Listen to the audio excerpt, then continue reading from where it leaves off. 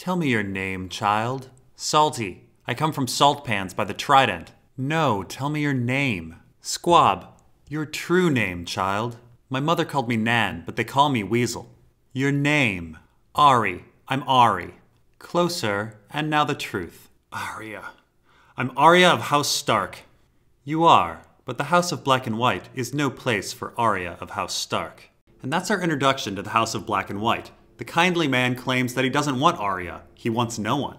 But how likely is that? Arya is a pretty reckless child. Why would they take her on over, say, anyone? It seems a rather large coincidence that the acolyte they take on happens to be a powerful telepath. No, it seems much more likely that the kindly man can't actually read lies. He was expecting Arya. The House of Black and White is exactly the place for Arya of House Stark. But why? Why does this Assassin's Guild want Arya? What do they need with a telepath? Well, let's go back to the beginning and try to figure out who the Faceless Men are, really. Faceless Men first come up in a Game of Thrones on Robert's small council. On Braavos, there is a society called the Faceless Men.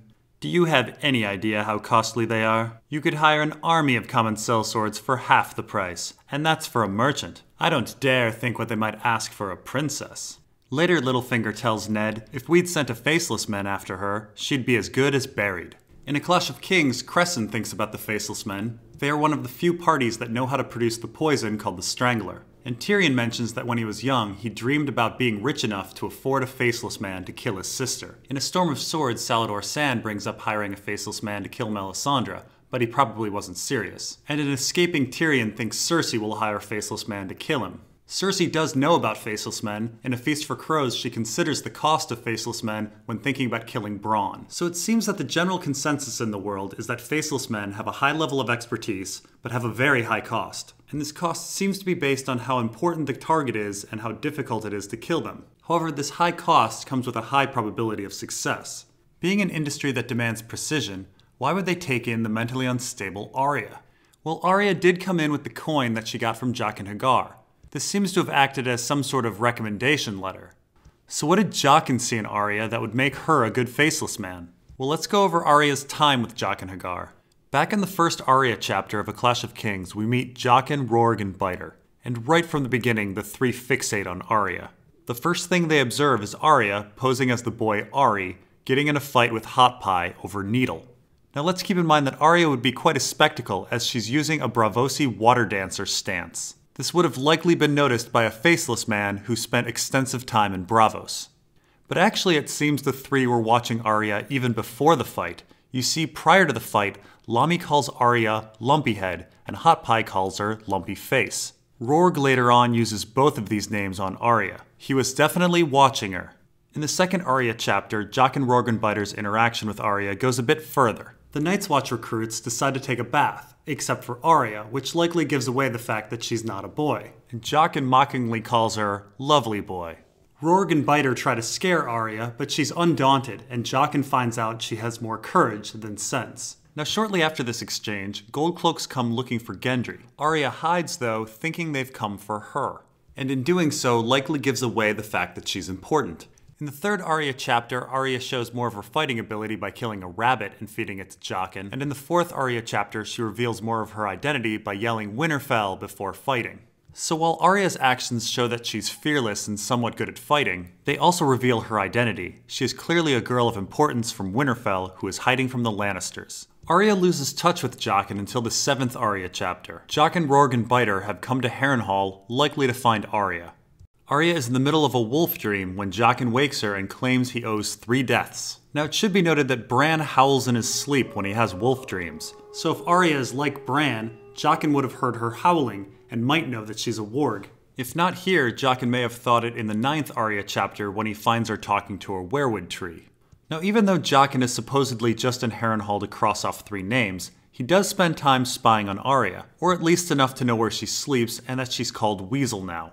Jaqen does eventually reveal that he knows that Arya is Arya of House Stark. Now what's interesting is Arya only says her name once in all of A Clash of Kings. She tells her name once to Gendry. However, she tells him when she's miles away from Sir Amory's men. This means that unless Gendry spilled the beans, Jaqen knows about the politics of Westeros. He knows there is a missing Stark girl named Arya who is of great political importance. And this girl may be a telepath. So while there's no doubt that Jaqen observed that Arya was a good fighter and clever and had little fear, those qualities are actually quite common in the world. What's less common are people of great political importance who happen to have telepathic powers. It seems much more likely that it was this quality that led to Jaqen's recommendation. Now I'd like to talk a little bit about Jaqen's recommendation and his coin. Now on a side note, it's almost certain that Jaqen stored this coin in his rectum when he was in the Black Cells. But that's neither here nor there. Jaqen asks Arya to come with him to Braavos. However, Arya refuses and says she's going to Winterfell. And so Jaqen gives her his ass coin and tells her, give that coin to any man from Braavos and say these words to him. Valar Morghulis. Now Jaqen is absolutely lying when he says any man from Braavos. Braavos is a huge, diverse city. It's absolutely certain that some people wouldn't like the Faceless Men. For instance, any worshipper of R'hllor. In fact, Jaqen's statement is pretty much proven incorrect on the ship trip over to Braavos. Some of the crew shun Arya. So what is Jaqen talking about when he says Arya can give the coin to any man from Braavos? Well, if Arya believes that any man from Braavos will do, she'll likely give the coin to the first Braavosi she meets.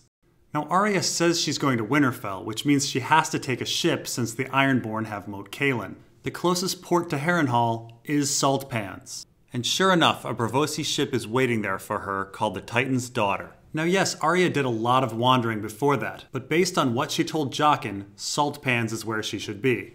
And the Braavosi ship at Salt Pans is awfully suspicious. First of all, Salt Pans is not a major port. Ships only go there from time to time. So it's unusual that there's a ship there, let alone specifically a Braavosi ship. But on top of this, much of Salt Pans has been destroyed. This means the industrial output of the city is lower, and there's even less reason for a ship to be there. On top of this, the ship's route makes little sense. The ship's captain, Ternesio Terrace, says they rounded Cracklaw Point, which means they came from the south. Or here on the map. They then stopped at Salt Pans, which is here on the map. And after that they said they were going to head home to Braavos with no stops. Now Braavos happens to be to the northeast, so why wouldn't any trader stop at the major port of Gulltown? What I'm saying is the Braavosi ship goes to an out-of-the-way minor port and then skips the convenient major port. It seems quite possible that the Titan's Daughter was not in Salt Pans to make money, but to find Arya. Now what's interesting is that prior to boarding the Titan's Daughter, it seems some of the crew knows how to speak the common tongue.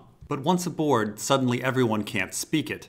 Some of the crew shuns Arya, while others try to get Arya to learn their names. Now there's a very logical reason why they're trying to get Arya to learn their names. Later at the House of Black and White, we learn that Faceless Men aren't allowed to kill people they know. With no one to talk to on the ship, Arya is forced to spend all of her time with the captain's son, Denyo. And the only thing Denyo does is tell great things about the city of Braavos. Keep in mind, Arya does not want to go to Braavos. She wants to go to Eastwatch by the Sea. And even when arriving in Braavos, she wants to stay on the ship. It seems Denyo is trying to change Arya's mind and get her to stay in Braavos. Now interestingly, once the Titan's Daughter arrives in Braavos, the captain gets nervous. The Sea Lord's customs officer is supposed to check the ship. And so the captain has his son lower a boat and take Arya to shore. The Titan's Daughter smuggled Arya into Braavos. This is interesting as Jaqen said that any man from Braavos would accept the coin. But here it seems the Sea Lord's customs officer would not welcome a faceless recruit. So Braavos is not unified as Jaqen implied. It's filled with factions like any other city. The religion of the many-faced god isn't even the biggest religion. The Moonsingers seem to be, and there's a large temple to the Red God as well. The House of Black and White only has 2 priests, and Arya never describes any large crowds stopping by.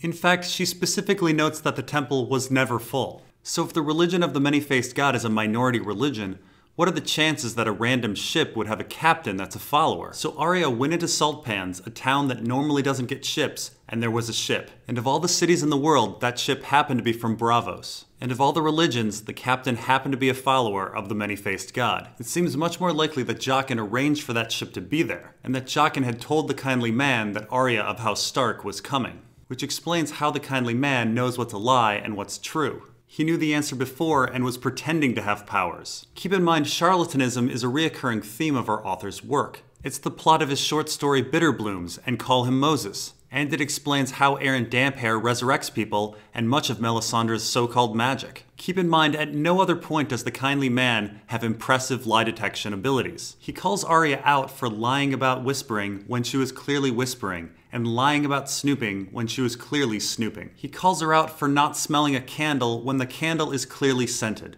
The only impressive lie the kindly man ever detected was Arya's name, something Jock and Hagar, another faceless man, knew. But if Arya is being watched, what are Rorg and Biter's role? And how far back could this watching go? Could Syrio be involved?